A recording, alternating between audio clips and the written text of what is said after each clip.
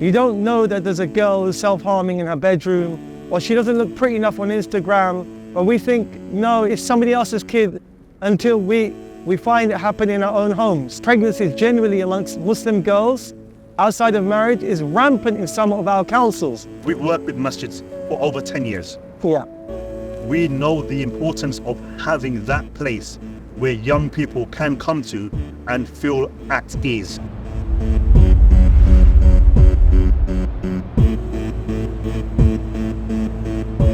Assalamu alaikum guys, we're here with Dr. Deen. Assalamu alaikum. Daniel, hey, I see you right. Alhamdulillah.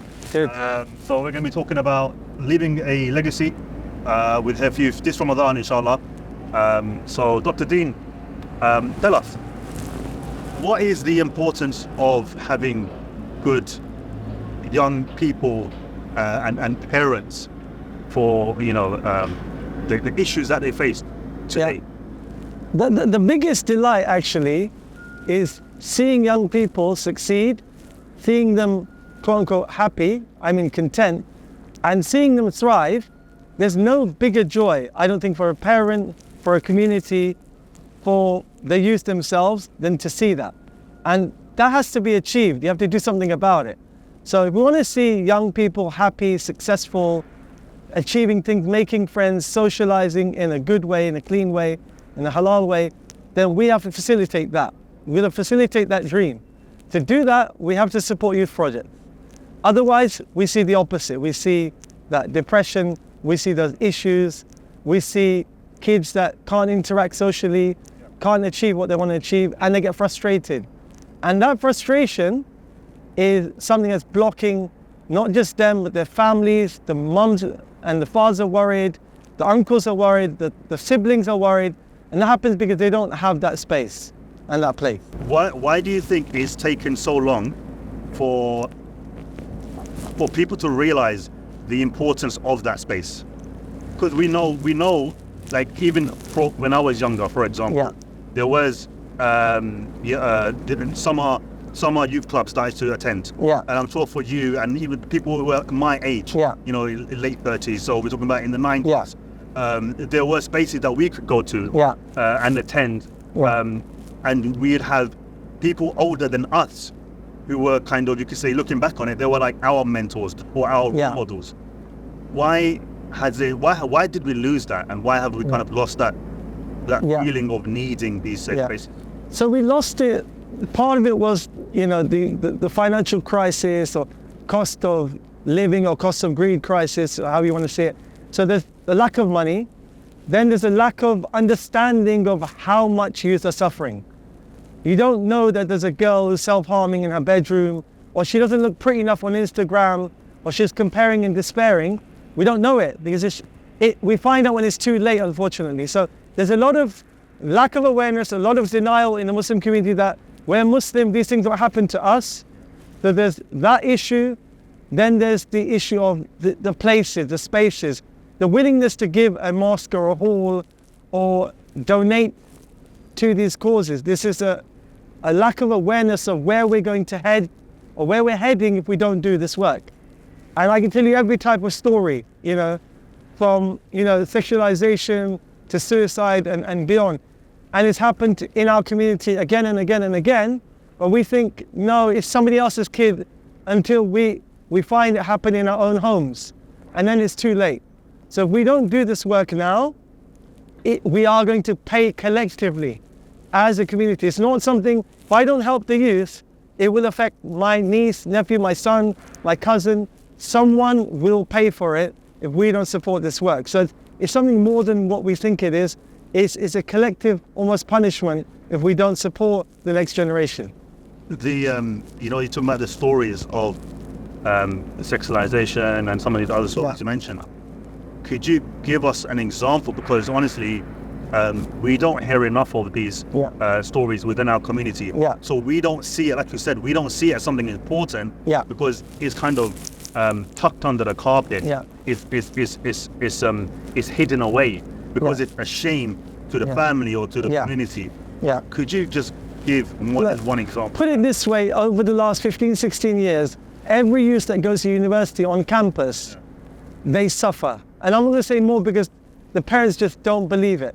they suffer in really sinful ways. You know, they really struggle with the challenge of being on a campus for 4 or 5 years when everyone around them is doing crazy stuff, and they really either fall into it or they really find it difficult, yet no one talks about it. So that's one. And then I work with some councils, social services, teenage pregnancies generally amongst Muslim girls outside of marriage is rampant in some of our councils. And I've heard this directly from social workers, from social services, and they say, oh, your community is completely asleep. They don't want to believe it. They don't want to know about it. They just think it's impossible. Yet there's a massive world of Muslim youth outside of the 2 kids that come to the mosque every week, you know, on a regular. There's the Jummah, some kids come to that, some of the youth come to that. But there's a massive world, 95% you could argue, that are not attached to the community. They've got their own lives with their friends, if they have any. Some of them do, some of them don't. And then there's that 5% that are really where we want them to be. So say, you know, kind of bringing it back to the safe spaces and kind of wrapping up here a little bit, do you think that you're talking about that 95% that's away from the community, not kind of involved and getting into haram or different issues, great, getting crazy, like getting to crazy issues that like you mentioned. Do you think, now this is an honest question, genuine question, do you think that if there was a place, we want to call it a safe space, somewhere they could attend, they had the opportunity to attend, to kind of let their hair down, so to speak, right? Where there's non-judgmental, where their madrasa teachers not there, where their parents not there. But you know, it's from a parent standpoint, it's a safe place. There's respectable people in the community that are running these places or these centers. If these Muslims, this 95% of Muslims that you're saying, if they had this kind of place local to them, do you think their trajectory would be different? Absolutely. That is probably one of the main factors. So parenting is one which has to happen. And the second one is this space. If you have no space, where are you going? Where are you finding help? Where are you finding friends? Where are you finding community? Where are you finding ideas, concepts, discussions? There's nowhere else. There's only safe spaces, mosques, youth centers. And this is something that without that, we've got the parents, and a lot of parents are struggling with parenting. We have a generation of young parents now who are tired of parenting.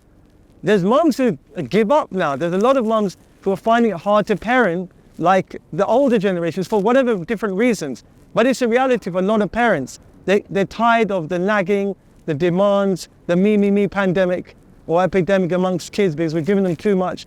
So it's already hard to parent. So they need another space. They need a safe space where they can come away from mum and dad as well, or away from even families where mum and dad don't live together. And that's a massive struggle for young people. When mum and dad divorce or split up, it's massively challenging. And we don't realize they need somewhere. So it's for everyone.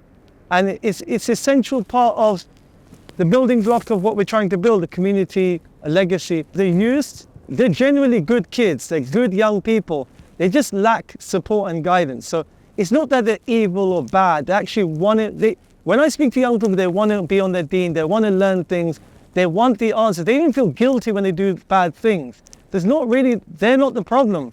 We're the issue. We don't support them. So that's where I'd like to wrap it up in terms of what we need to do is help these good young people. You know, it's amazing that you say that young people are not the issue. It's that the environment they're around, or it's us as adults that are not providing them with environments or a place where they can learn good habits, or see the alternative paths. And this is one of the things that we're doing with at Here for Youth. We're creating safe spaces across the country. We're working with masjids and local community centers. So we can help coach and train them so they can start their own local youth centers. And what better place than the masjid, which is meant to be the hub of this community. Yeah. So this is something that we know is needed. We've worked with masjids for over 10 years. Yeah. We know the importance of having that place where young people can come to and feel at ease. Yeah. I mean, I've had that experience with my local masjid too. It's life-changing, and they appreciate the value of space. And when we lose those spaces, it really breaks their heart. I've seen that when youth clubs stop delivering services, they really are distort and really affects them. All right, thank you so much, Dr. Deen. Really appreciate your time. You're welcome. Yeah. Let's build more youth centers, and that will build communities and solve a lot of our problems that we talk about in every home, in every street, in every area. The things that we're suffering in terms of for our young people, we can solve a lot of them by providing these services. It's so true. Thank you so much for being here. No problem. So, as you saw with Dr. Deen, we need safe spaces in every community in the UK. Leave a legacy this Ramadan by helping us create those safe spaces in the UK, in your local area. Jazakallah khair. Assalamu alaikum wa rahmatullahi wa barakatuh.